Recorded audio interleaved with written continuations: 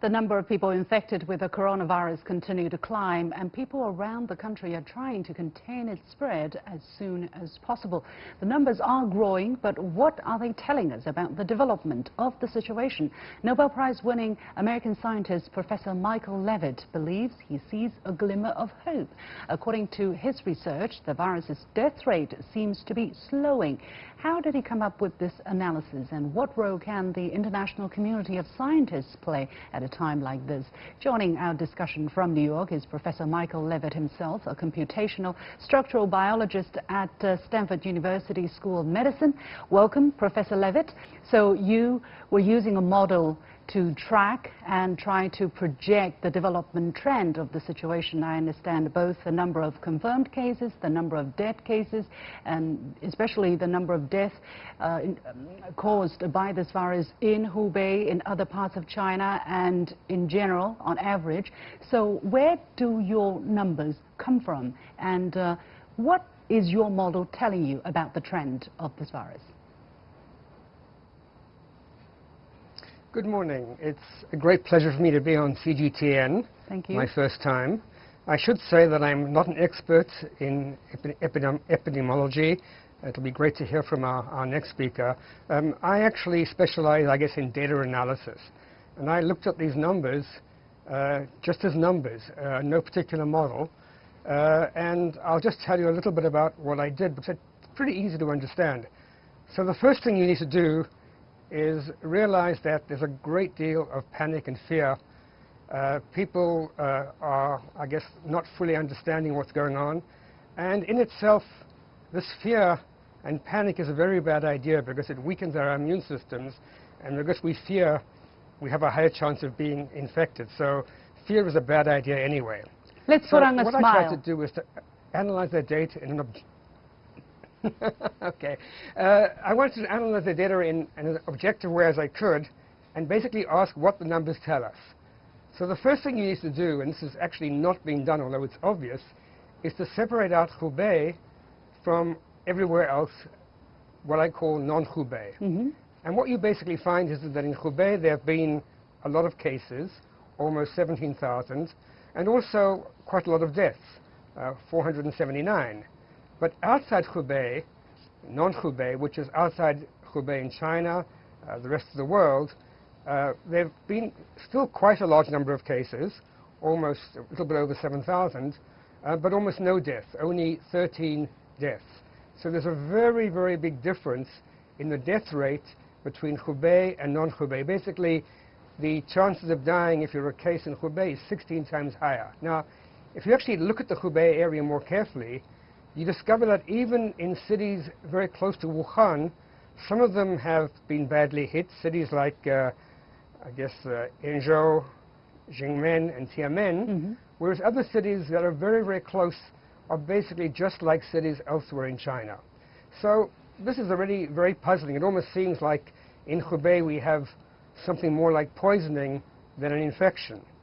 But essentially, for any kind of so basically, I'm not right now. I think that outside of Hubei, the situation is nothing to be worried about. The death rate at 0.018% is basically about the same as good old influenza that we're all very happy about and don't get upset about. So I think that's important. I think a lot of people look at the death rate overall and think it's really overall.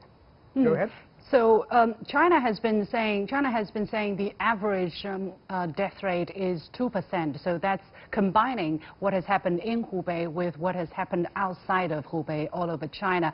So it's something like exactly in between. Is that how you see it as well? Because China put the number at around 2%. What is your calculation telling you about the average death rate? That number is exactly the same. The average number has to be 2%. Basically, it's something like a little bit less than 3% in Hubei. In fact, today, for the first time, the death rate in Hubei dropped down below 3%.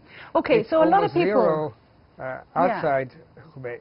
Yeah, a lot of people will ask you this critical question. They will say, so where do you get your numbers from? Because China has its daily or actually real-time release of numbers, but, you know, obviously a lot of people do not trust those numbers. All my numbers come... So I firstly, you know, as a scientist, not a politician, I trust the numbers I see. The numbers I've obtained have been from the World Health Organization, through a site at Johns Hopkins University, through a site in China. They've been exactly the same. So far, I feel that the numbers that I'm seeing are just a single set of numbers. There aren't alternative sets of numbers, whether you see them in Chinese websites or in websites in the United States or in the World Health Organization, the numbers are the same. Let me just try to, you know, the key thing is, so we have this distinction. So I think the not being in Hubei, the death rates are really very small, like influenza. Even in Hubei, as I said, you know, it's really just these 4 cities, and other cities actually have much, much lower death rates. But I think the key thing is to ask, where is this going?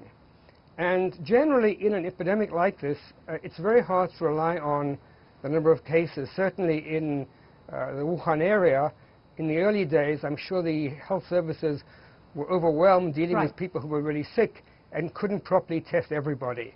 So as a result, the number of reported cases was probably much, much lower than it should be. The key thing is where's this going? And what you need to do is look at the deaths. We're assuming that whatever happens, deaths are correctly reported. And after somebody has died, you know why they've died, probably from the coronavirus. Hopefully so. Hopefully so. Everything so far has been... Yeah, hopefully so, definitely. Well, we don't know. I think oftentimes there's complications of influenza and, you know, bacterial pneumonia and many things like this. So again, we're assuming that the numbers are accurate, and if the numbers aren't accurate, then everything I'm just simply talking to the numbers and having them talk back to me and explain what they said. Yeah, let me ask you this. You were talking about a particular chart about the number of deaths is increasing more and more slowly. Could you explain a little bit about that? Because there is this particular chart where we're seeing a rather sharp decline. Just be brief in that, please. Sure, certainly. So, you know, the difficulty is that all of these things increase exponentially, which means that if today you have 100 deaths and the death rate has increased, it will increase by 10%, it will be 110 deaths, and the next day it will be 121 deaths, and so on. So it's like compound interest. And the key thing is to get away from that exponential growth, which will lead to very high numbers. So one way to do this is to simply say, what is the ratio of the number of deaths today to what it was yesterday? So if the growth is 10%, the ratio would be 1.1. And this ratio, there was a 30% increase in deaths a week ago, and now it's down to 15%. So the number of deaths,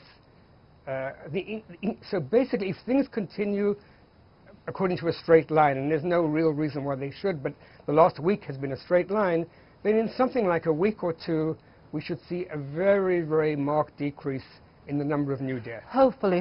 Thank you so much. The total deaths will then start to be the same. Yeah. Thank you so much, Professor Levitt. Yeah, I'm going to leave it there.